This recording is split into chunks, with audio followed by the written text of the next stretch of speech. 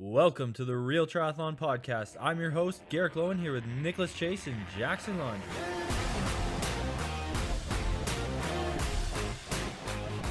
All right, Mark, we're back for a beautiful little podcast, and you're at the airport because you've got a little bit of a story to tell us. But of course, this episode, we want to recap the week going into IRONMAN 70.3 St. George, coming off your win at St. Anthony's. We'll talk shit about Jackson a little bit since he couldn't make it on this podcast because he took your spot at this amazing photo video shoot. But yeah, what have your last 24 hours been like? Yeah, I mean, it was an awesome week going from St. Anthony's to St. George. Some of my favorite people, some of my favorite races. The last 24 hours have been kind of hectic. Left your house yesterday. I think that was yesterday at whatever, 10 a.m. and drove to the airport and then just ended up having the flight get delayed, and then canceled. I saw it coming the whole time. So I was heading to Europe for wind tunnel testing. I still am. Back at the airport now.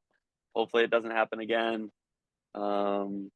They put me up at least, which was nice. I stayed. I can actually see my hotel right now. Looking out at the runway, I see the Marriott. They put me up. They gave me a $10 meal voucher, which didn't cover all of dinner.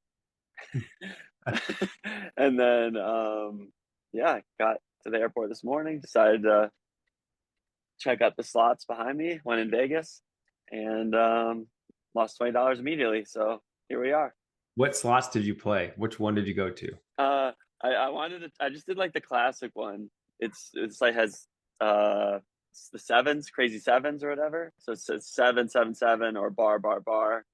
Does that narrow it down? I don't know what it's called. Doesn't help at all.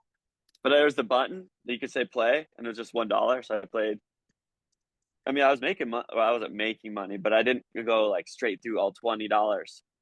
I went all the way down to 0 or to 1, and then won $15 or made back 15. So still lost 5. And I just kept playing. If I would have gone over $20, like actually made money, I would have left immediately. But I think that's what all gamblers say. But yeah. Okay. No. Nice analysis of your gambling skills and how you think about it. Yeah, but it was like one of the old school ones. Like old school feel, you know. I was pressing the button a little bit, but I was like, that's probably bad luck. So I was actually pulling the arm. I mean, does all that matter? Only the people who designed that contraption know. Yeah, exactly. Okay. So yeah, quick $20. Why was your flight canceled? They said, I heard two things. First one was landing gear issues, and the second one was something with the some of the wing. So either way, I didn't really want to I didn't really want to get on that plane. So we're gonna go through Charlotte this time. Originally I was going through O'Hare with like a 45-minute delay. Sorry, 45-minute layover. So once they delayed it 45 minutes, I knew there was no shot of making my my flight from O'Hare into London. But I was like, oh, I'll just go spend the night with my family, which was going to be really fun actually. And then I would have just gotten the next flight from O'Hare to London. But nope, they kept delaying it.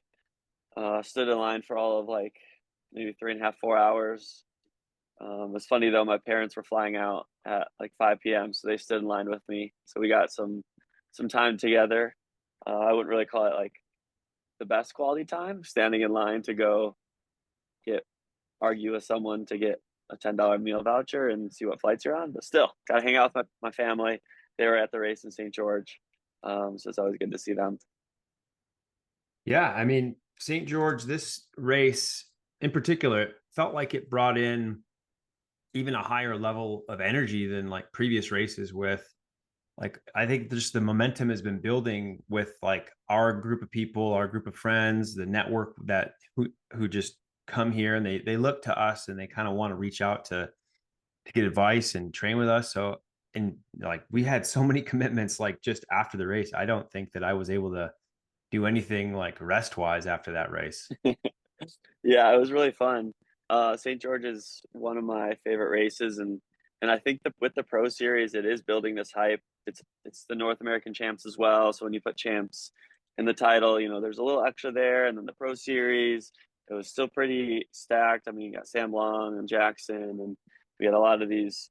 I feel like there was a few people flying under the radar, like Anthony Costas, like his name wasn't tossed around at all. This guy from New Zealand came over and he had won Ironman New Zealand, or gotten podium, or maybe won Ironman New Zealand. What's his name? Newman, or sorry, not Newman. Ben? Who was the guy? Ben. Yeah, Ben. What's his last name? I don't know. I forgot. Let me look it up. I Crap. just like swam with him yesterday too, and I just like am so bad with names.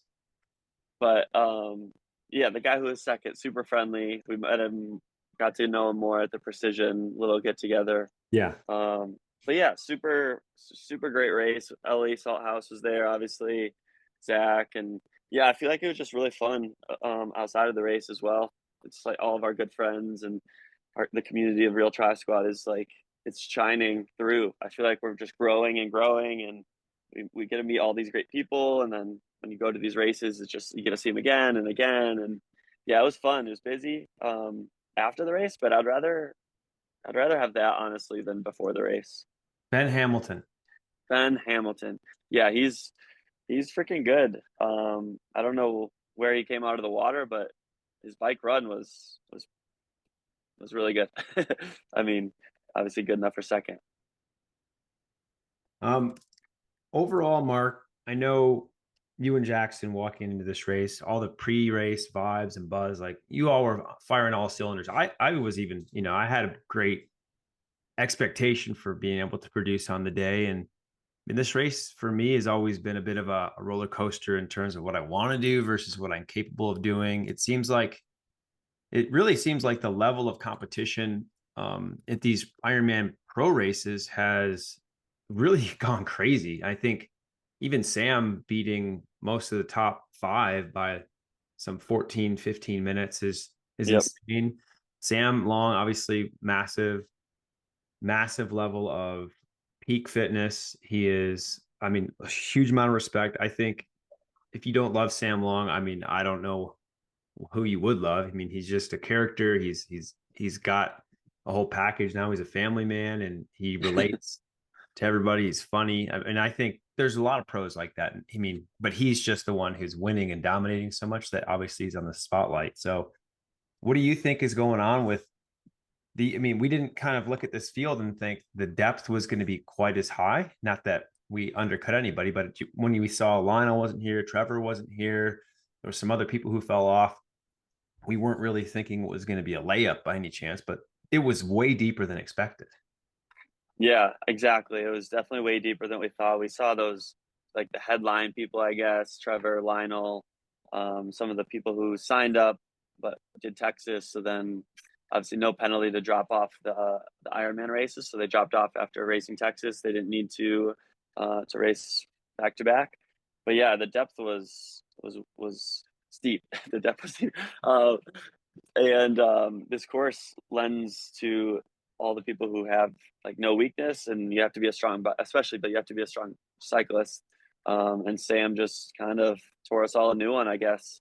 Showed us what it takes to be number one. He came out like 3 minutes down, I think, on the swim, but just absolutely demolished the course record. Still ran 1:10, kissed his wife. Probably could have carried his baby as well and still won. I know. It's crazy.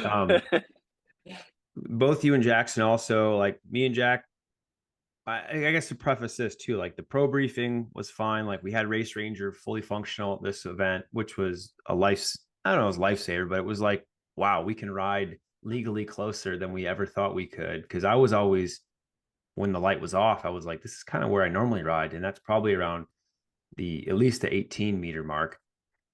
It was pretty eye-opening, honestly.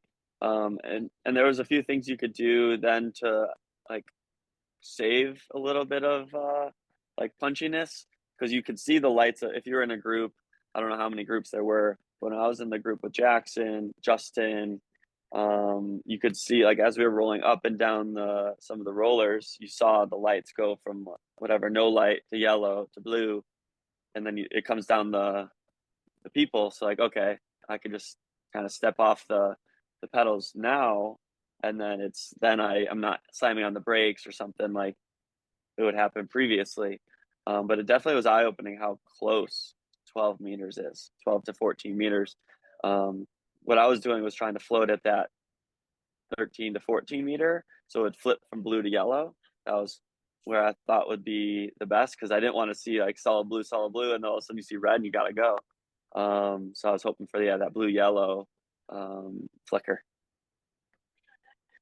I think even in the pro brief, there was, the swim start for me at this race has always been a point of contention, because it seems like the race field has gotten bigger and bigger, men and women, and specifically men. Like we used to see start lists that were like maybe 30 people and 40 people. We were like, oh man, it's pretty big. And then we got to 60 at some of the post-COVID racing. And now we're hitting, Oceanside was maybe 60s and this was 54. I think accommodations need to be made for the Ironman Pro Series in terms of pro porta potties. They still only give us 2 for all of us, and the line is just as big, and it's faster for us to go to the age group corral usually. Yep. And also when it comes to starting position, I think that's why PTO T100 series does it well, and WTCS they do it well, because they at least allocate 10 to 15 positions for those 10 to 15 seated athletes to have their feet on the ground. And they may have 2 rows, but when I looked at the pictures just this morning of the start sequence, there was like 3 to 4 deep at some parts of the stack, which it was unacceptable for a proper start, a clean start. And it's great for the good swimmers. Like Mark, I get it. You guys probably don't care because you're going to get out. But any of us in that mid pack or that second pack to the chase pack, it's like, it is so brutal, and it doesn't really give anybody a good chance. Those pictures do a little bit. They do a good job of kind of giving the picture, but it's nothing is like jumping in the water 3 rows deep. Like the people behind you, they're not staying behind you. Their goal is to get ahead of you. So, and they come into the water with a bit more momentum probably because they have an extra step. So then it just becomes even more of a fighting match. So I did get out somewhat well. It was funny. Someone pushed me at the start backwards, and I just bounced off someone who pushed me forward, and then I went left and they just pushed me back. So there was enough people that just like ping pong between, and somehow the last person who touched me pushed me kind of forward. So I was able to get a little bit of a more momentum, but I was looking at the video and I like the gun caught me off guard. But thankfully kind of made up with it for it with a good dive, but it was hectic. I thought my days of fighting around people, thankfully there was no turn buoy. Oh, there almost was a turn buoy. Like 2 minutes before the start, they said we could go on either side of that first buoy, but originally it was got to go left side of all buoys. And that first buoy was 60 meters out. So that's actually shorter than I know it's not a turn buoy, but still it's shorter than any short course WTCS first buoy would be.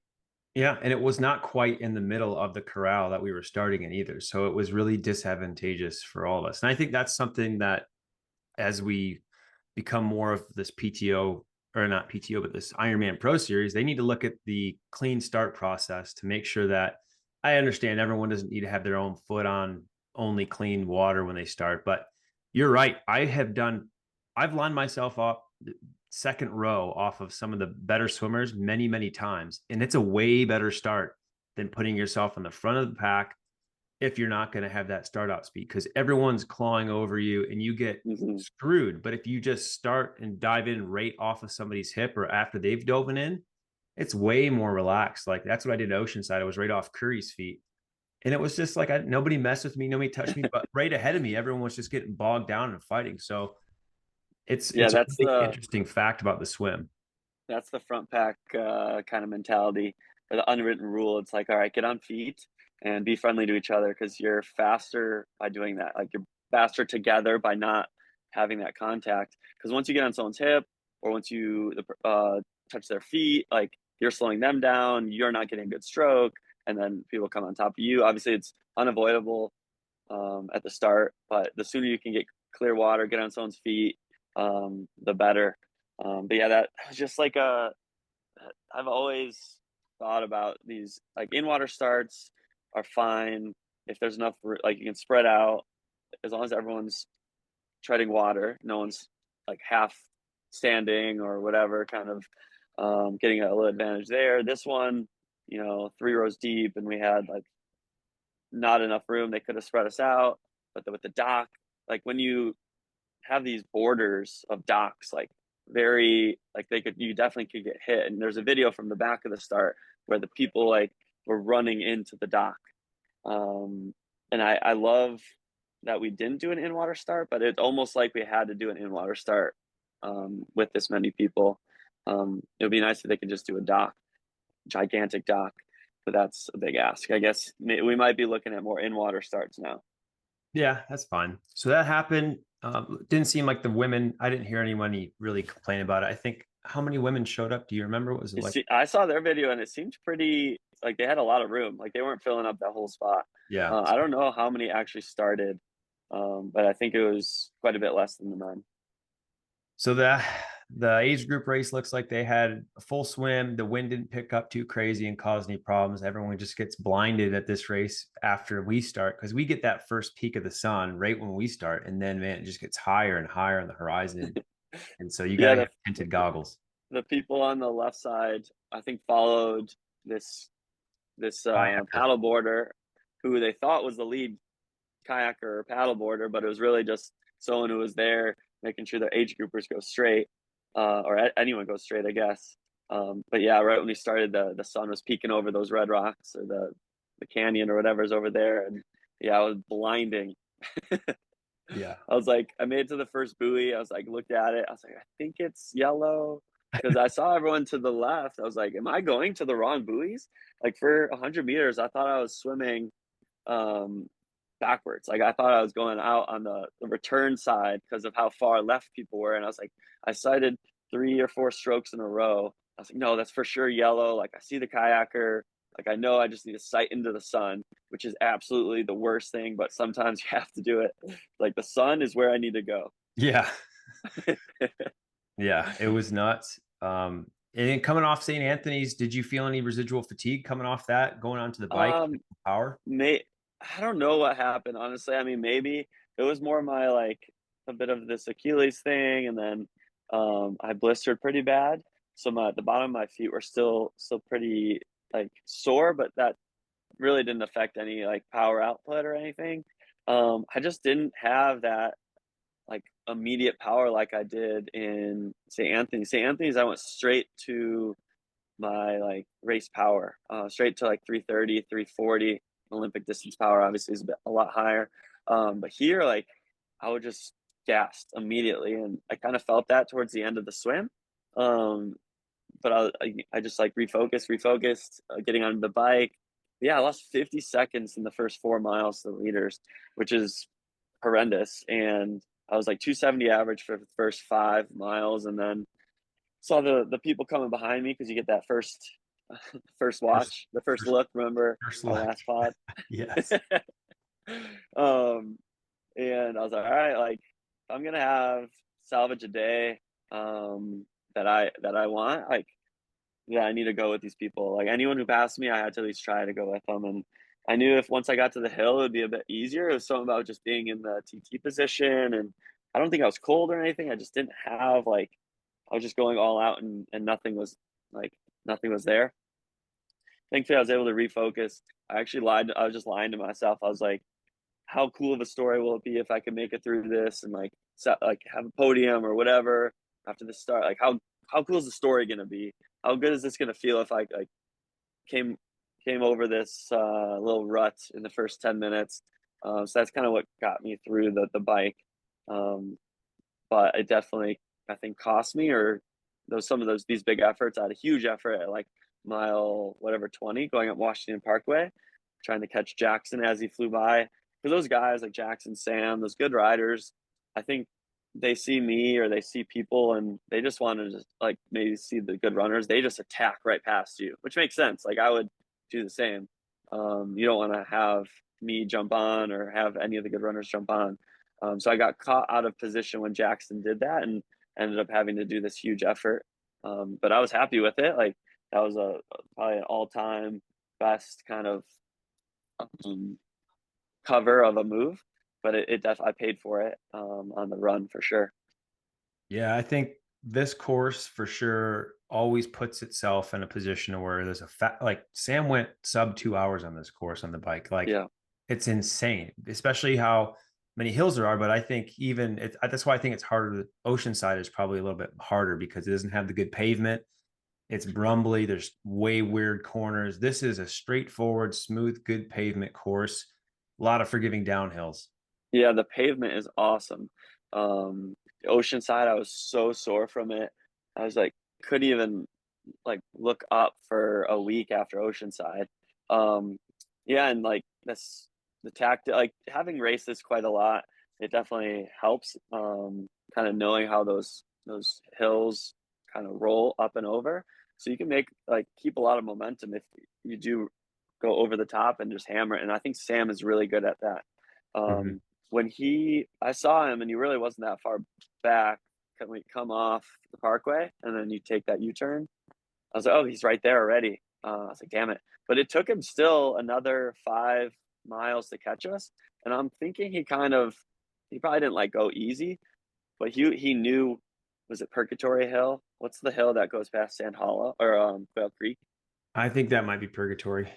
Okay, so I was surprised he didn't catch us before, but I bet it was timing it because when he passed us with like a whatever 10-mile-an-hour speed differential, and it was smart. I mean that he probably was like, all right, this is when I go right at the base. He kept his momentum, and then he passed all of us in one really easy, well, probably not easy, but one more efficient move, and then Yeah. straight to the front, attacked anyone who was caught off out of position, like had to do an insane effort.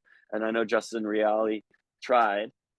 He had to do like 5 minutes at 400 and ended up getting dropped. But yeah, those riders, you can be really smart with it and make people hurt. Yeah, the bike course is great.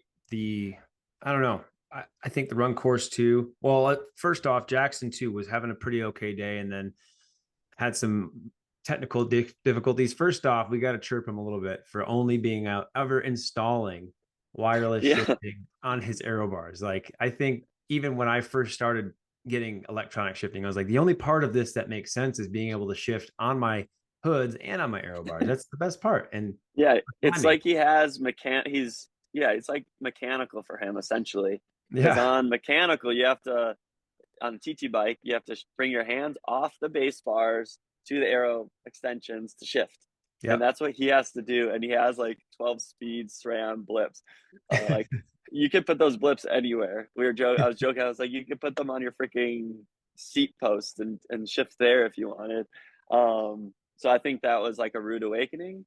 But it was actually funny when we did the Zoot photo shoot. He learned that he could unclip and shift with his Foot. heel. Because yeah, so I would have saved him a couple minutes because he had to stop at the top of Snow Canyon to shift it into the hardest gear because he could shift it easier with his extension because his right shifter fell out. Yeah. So he won't make that mistake again. But it was just kind of funny because he's just fine with. And maybe it's because he rides on the trainer so much. Like if I'm riding outside, I'm like I would hate to keep moving my hand from the base bar to the extension. Especially because we live around hilly environments usually, so we always have to climb for sustained periods of time. And I wouldn't want to. I mean, there's been periods when my shifter just didn't work, or like my right hood shifter didn't activate, so I had to get that replaced. So I had 2 weeks without it. So I've been there, and it sucks. But it was funny that I saw him riding on that out and back. He was going to Snow Canyon. I was headed on the out and back, and he was like at 100 something RPM, and I was like, "What? What's this he RPM?" said he said his max RPM was like 160, right? Yeah. And then I saw him when I first noticed something was off. I saw him coming up over one of these rollers. I think it was on the Red Hill Parkway, right before you kind of do that. Yeah, right downtown by the I Heart St. George. I think there's a little sneaky climb that you don't really realize. And I Mhm. legit saw him at like 30 RPMs. I was like, all right, yeah, something's up. He's just like mashing up this little climb just so he didn't have to shift because he knew there was a downhill coming. So he didn't want to go any easier because he couldn't go any harder Harder. then. Yeah, so he had I mean, he's probably in his head like, yeah, he had to play this tactics game with himself or against his bike. It was like him versus bike. He's like, all right, I got this section coming up on Red Hill, but I got to prepare because I can't go any harder. I can only go easier. I know, it's so funny. Yeah, he was like using his cleat to shift when we did that photo shoot afterwards. But But honestly, that's so dangerous. Unclipping, because that section coming down Red Hill as you come onto the highway, I mean, you're hitting close to the top speed on the course, I think, yeah, besides down from Snow Canyon. it was like low 40s. Yeah. So yeah, with that, I mean, there's a lot of what ifs, I guess, because he was 3 seconds off the podium. I definitely think he He would have would have been been on on the the podium for podium. sure. Yeah. So I'm really happy for Jackson, and he just missed our consistency, I think, and it's nice seeing that again because last year, he wasn't Mr. Jackson consistent laundry. I think he's back to that. Yeah, he's in a better headspace. His training has been phenomenal, and he didn't quit. Like he had a pretty catastrophic mechanical, and he didn't let it really bog him down. He's a true champion and fighter, and I think that's why it's like remarkable. He still ran himself from like nearly 10th all the way up to almost third by 3 seconds, fourth place. He just couldn't get Yep. crossed by that period of time, which we really wish So we did. close. Yeah. Um, There's so much movement in the course in the men's field besides Sam. I mean, Sam obviously went from like 4 minutes down to first, but like, yeah, it was pretty exciting. I was watching Travis's or Ironman's where they put the top 10 and then they do yeah, like differential and it all like bounces around and it's super cool how many changes there were during the race. I would have loved to have seen my name go up, up, up. But I think I think on a like an average run of mine, um, it would have been nice to think that I could out of like Ram Jackson at least and fought it out for that. That's definitely my motivation for this next block is like just finding the legs coming off the bike. Because last year, I was like, no matter how deep I went on the bike, I could still run like between 110 and 113. So got to figure that out. A lot of race could opportunities be coming some up, but calories, could be just need to yeah, do more calories. I think so. So I ended up cleaning my bike, cleaning out my bottles. I always pack extra nutrition, but I forgot to check my frame bottle before I cleaned the bike to see how much I actually had. So I do think I was short on calories and carbs. Um, so yeah, I just got to make sure I'm more focused on that. Um, Heading into our race coming up in 2 weeks. It's kind of nuts that we're already, I mean, you're leaving today almost right now to go over to Yeah. UK. You're going to hit the wind tunnel. You're going to get set up on the time zone and hopefully get some decent recovery and training. And then I'll come over on next Tuesday or travel Monday, get there Tuesday, and then we'll be in Samarin. And I was checking, they've got like a full training facility. They got a Wahoo trainer room. Oh yeah, So we're gonna be treated really well.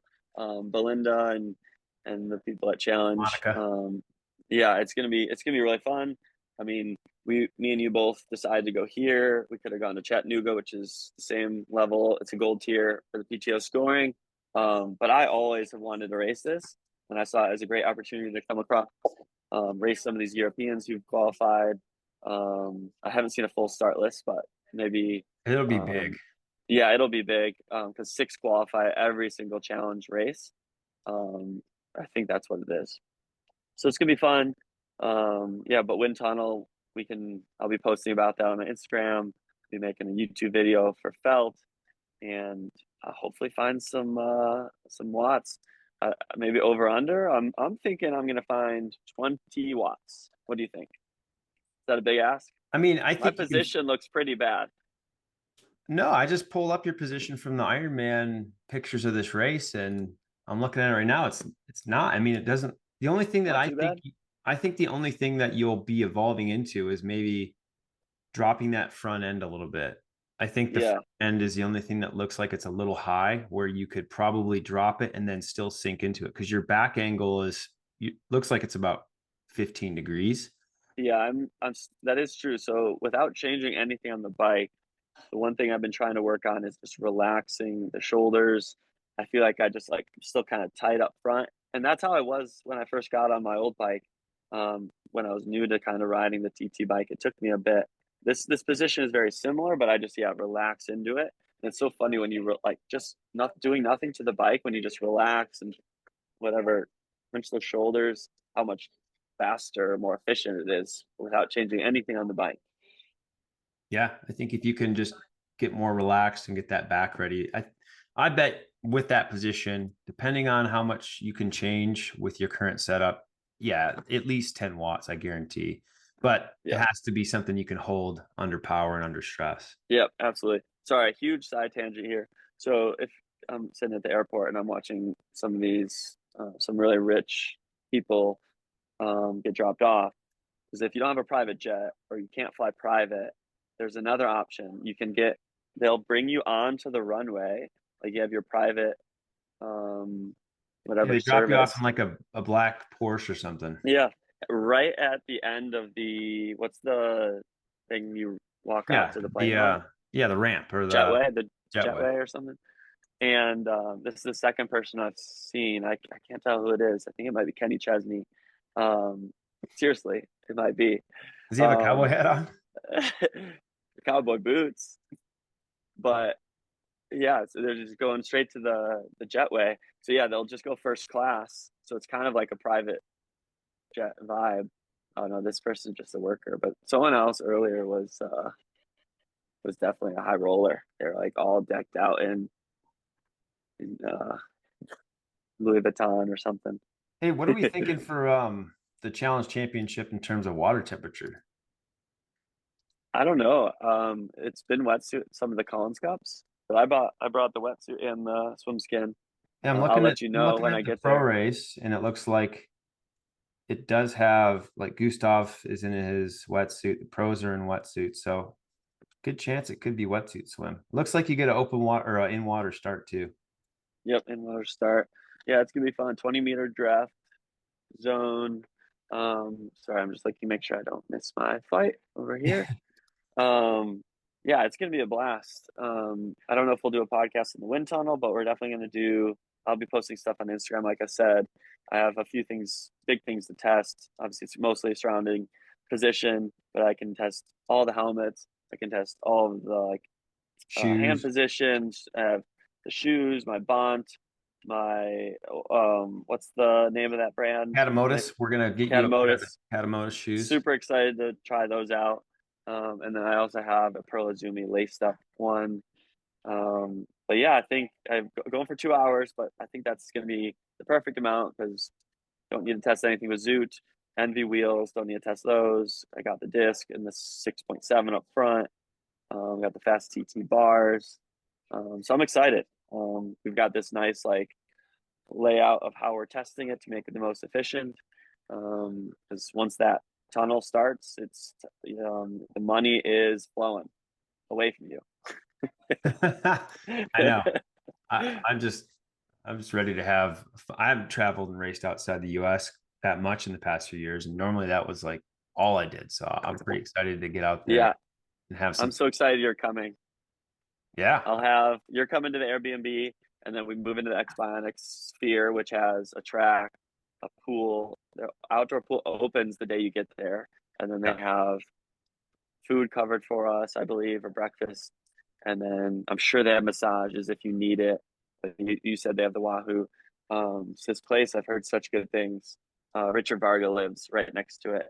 So I'm going to try to link up with him as well. that's awesome. Yeah, we'll have fun. I think after that too, figuring out if we're going to go to Boulder. I mean, you're going to be in Boulder, but if I'm going to race Boulder before Roth, still just living as much as we can. I think we all kind of know, like, there's not a lot of fitness to be gained after you get into those few races of the season. You just got to sharpen your skills and hope that you can actually perform a little bit stronger. So Yeah, I mean, racing can get you fit. It's obviously that balance of making sure you're recovered, I mean, the races are huge efforts when they're 4 hours long. They just got to make sure you're staying healthy, not overdoing it. But yeah, we got some exciting stuff going ahead. I just gotta say, very like grateful for the community we have. Like, you let me crash at your house all week, and it was so much fun. Jackson came in on Thursday. We had Lindsay, Lacey, Braun right next door. We did We had Brad Williams.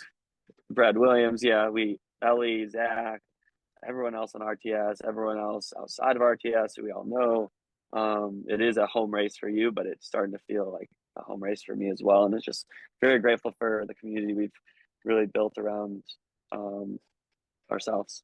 Yeah, I know that we want to build out some big opportunities for people to come to St. George and have like a home base, like training with like apartments. And I know RTS is really wanting to make that something that we invest in the future to make sure that we absolutely take full control of this growth in the endurance community here. So we're stoked. And the homestays too. I think we. Oh yeah, homestays. It's probably one of the best well set up homestays in all of 70.3 Ironmans, which goes a long way for pros. Just if they're new to the area, like I met a bunch of people who was the first time, two people who first time in America, and getting a homestay for them. Sometimes it could be like it was the guy from Chile. He didn't speak a lick of English. So like connecting him with someone who might speak Spanish, which is probably Jeff was able to do, would go a long way. Well, he put him with another athlete who was like his translator. They're both Chilean. Oh, So it perfect. worked Oh out yeah, great. yeah. The guy we met at Summit was his Yeah, other the guy who stayed with Nico. Nico, and his English is good. Yeah. Yeah, Nico is really nice. Everyone's really nice. I mean, Everyone is really nice. It's true. but yeah, Kate Kieran was someone else who had never come to the US and raced, and she went to St. Anthony's and she came here like 2 full Yeah, races, and she did well both races. So it's cool to see all this evolve. absolutely. And yeah, I guess we kind of touched on the whole race dynamic. You what place were you? 22nd, I think. 22nd. So it was just the boys. It was 4th, 8th, 22nd. Leslie did Texas. Tamara was waiting for Alcatraz. Yep. Lisa came off a huge win, and She's doing Chatty, I think. sure Chatty. That's gonna be epic. And yeah, just a great weekend in St. George. 8th for me, not anything to Yeah, it's not what you go wanted. and I mean, you thought yeah, you'd be for sure at least top 4, top 5, I'm sure. yeah, top four, and just like the way, like I'm happy with races if I just go out there and give it my all and be in the race. So I did give it my all. Just body was a little beat up and whatever else. So, but I did give it my all there. But yeah, more to come for me. I think it's my coach and I had a good talk. It's like, okay, if we had 3 bad races this year, then we'd go to the drawing board. But like Oceanside was not bad, but not great. St. Anthony's was amazing. Obviously like an Olympic, but still you can't fake an amazing race. So that like with the power numbers I did, and terrible, like not like terrible, but not great at all. So staying true to like everything, and we know I'm fit. Just gotta make sure I'm firing on all cylinders on race day. Yeah, man. Well, onward and upward. You probably got when you boarding? 10:30. It's honestly crazy. How quickly I made it into the airport. I thought I was kind of scared getting here, leaving the airport at 9 for an 11 departing flight. But I made it through with the taxi and TSA pre-check, and like no joke, from shower to gate was 25 minutes. From my shower in my room, I ate, and I was at the gate within 25 minutes. Yeah, dude. Vegas is pretty good when it comes to getting in and out of the terminal. I've never really And had a massive blunder there yet. yeah, they have it's awesome. I mean, because you can go to any of the places and get through TSA pre-check. So I was hearing some like insider info, like one of the TSA pre-checks is way busier, and it must not have been the one I went to. So some people go to the least busy one, get through TSA in like 4 minutes, and then you just jump on these like sky tram things to the terminals you need. And like my parents did that yesterday. They didn't need to go out of security or anything. They found their way to me from the opposite side of the airport, which makes sense. You know, when you're in transit, you don't need to go through security. But yeah, I've done this routine a lot now in Vegas. Cool, dude. Well, I'll see you in a couple days. Let me know how it's going. And obviously, thanks for coming on so we can have a podcast this week. Yeah, absolutely. It was a good one. I Oh think yeah, it's and by the way, safe. Jackson is doing something that you decided not to do. Oh yeah, The feed asked Mark if he would do a commercial photo shoot because they're one of the big sponsors for the Tour de France. They had some production stuff, and Mark couldn't go because he's going to the wind tunnel and he's made commitments, and Phelps is really being a big sponsor of that. So we had to pass it down to second in line, Jackson Laundry. So he gets yeah. to be in a cool video shoot. I know. I think it'll be good. It'll be fun for Jackson. It's sad to miss out, but I'm glad Jackson was able to jump in and take my spot. But we were joking about it. It's like I was giving him shit. I was like, "Yeah, you were second choice, Jackson," which sounds like a dick thing to say. But he's like, "Yeah, they only called you because you no commitments, no family, no house, nothing. They know you'll just pack up and go." But then we said that about you, and then we were like, wait. Yeah, about me. So that's where he is. That's why he couldn't come on. We wanted to get him on, but yeah, he's gonna be getting all dressed up and makeup and the full game. spoil whatever photo shoot. Yeah, we'll catch up all three of us again soon. I'm gonna get Zach and Ellie on this week also because they're gonna be headed out. So we'll get Ellie Salthouse on since they're still here for a bit. I'll see her later. So we'll get a podcast with them next. And until then, dude, we'll check in. You and I are probably doing after Samarin. Yeah, probably. Maybe in person day of the race. Yeah, because then I gotta fly out the next morning. All right, dude. Have fun boarding. Sweet. See you later. Peace out. Bye.